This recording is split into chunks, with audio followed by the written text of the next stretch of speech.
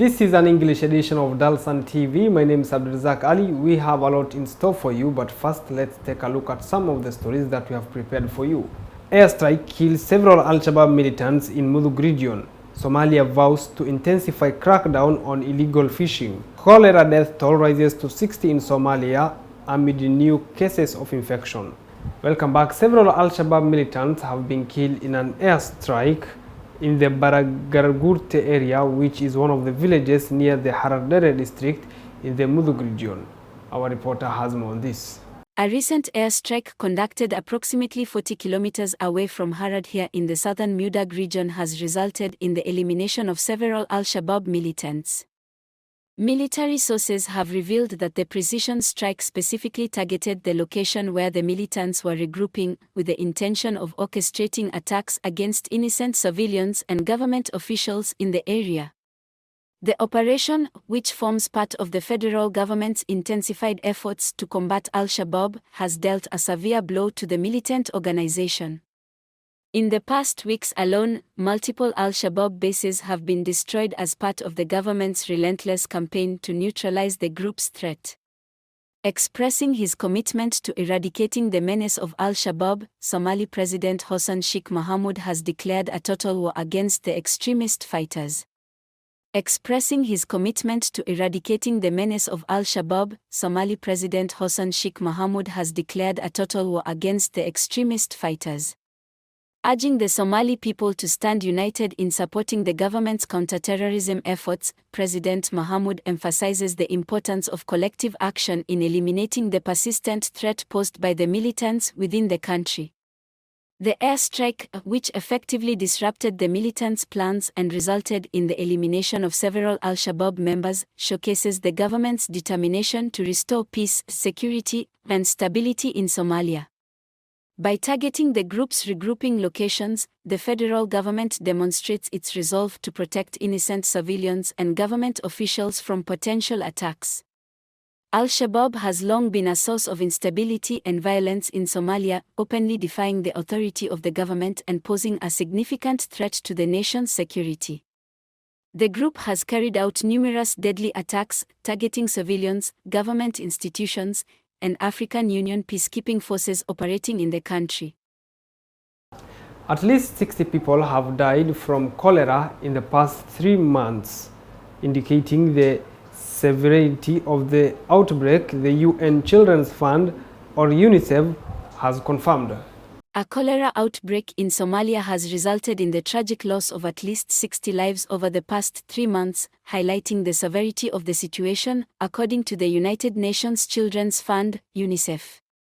In its latest update from Mogadishu, the capital of Somalia, the UN agency revealed that there has been a significant surge in cholera cases, with a total of 4,956 new cases reported, resulting in a 1.2% case fatality rate. Disturbingly, 51% of the reported cases, or 2,503 individuals, were female, underscoring the vulnerability of women to cholera infection. Somalia has been grappling with a prolonged cholera outbreak since 2017, with uninterrupted transmission of the disease. However, the current outbreak has seen a notable increase in reported cases compared to previous years. The World Health Organization, WHO, states that the number of cases reported this year is 3 times higher than the average for the same period in the past 3 years. UNICEF further revealed that 62% of the reported cases, or 3,054 individuals, were classified as severe, indicating the seriousness of the illness. Additionally, children under the age of 5 accounted for 59% of the cases, with 2,940 children in this age group affected, highlighting the heightened risk faced by young children. Cholera is an acute intestinal infection that spreads through the consumption of contaminated food and water, often contaminated with bacteria from feces. The increased incidence of cholera in Somalia is primarily attributed to the floods caused by El Niño toward the end of 2023, which resulted in the loss of at least 118 lives and displacement of 1.2 million people. The El Niño-induced floods in late 2023 significantly impacted various areas in Somalia, exacerbating the cholera situation across different districts.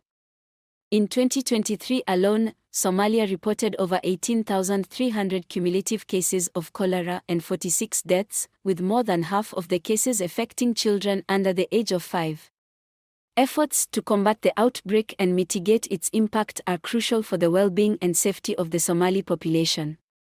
Immediate interventions are required to improve access to safe water and sanitation facilities, enhance hygiene practices, and provide adequate healthcare services to those affected. Now on to our last story. Israel has withdrawn more soldiers from southern Gaza, leaving just one brigade as it and Hamas sent teams to Egypt for fresh talks on a potential ceasefire in the 6-month conflict. The Israeli military has decided to withdraw more ground troops from the southern Gaza Strip, as a new round of ceasefire talks is set to begin. The move leaves just one brigade, according to a spokesperson for the force on Sunday. They did not give details on reasons for withdrawing soldiers or the numbers involved. Since the start of the year, Israel has been reducing numbers in Gaza to relieve reservists. Ally Washington has been adding pressure to improve the humanitarian situation, especially after last week's killing of several aid workers. Meanwhile, Egypt is preparing to host a new round of talks aimed at reaching a ceasefire and hostage release deal. Both Israel and Hamas said they would attend. Prime Minister Benjamin Netanyahu said Israel would not agree to a ceasefire until the hostages being held by Hamas in Gaza are released. Hamas said an agreement must secure a complete and comprehensive ceasefire, full withdrawal of forces from areas occupied after October 7th, and freedom of movement of residents across the Gaza Strip. Israel's offensive has focused in the past months on the south of the Gaza Strip. According to Israeli tallies, more than 250 hostages were seized and some 1,200 people killed during Hamas's attack. One of the sites of the tragedy was in Reem, Israel, at a music festival, where more than 300 people lost their lives. Parents like Erez Zarfadi returned to the site Sunday to mourn family members killed 6 months prior. My daughter was 22 years old. Most of our soldiers, most of our very brave, special soldiers are children at the ages of 18 to 21. So this is a war of children. More than 33,000 Palestinians have been killed in the Israeli offensive, according to the health ministry in Gaza. Rafah has become the last refuge for more than 1 million Palestinians sheltering in the territory near the border with Egypt. Now that story brings us to the end of this bulletin. Thank you so much for tuning in to your #1 TV station for news and updates. Till we meet again, have a lovely evening.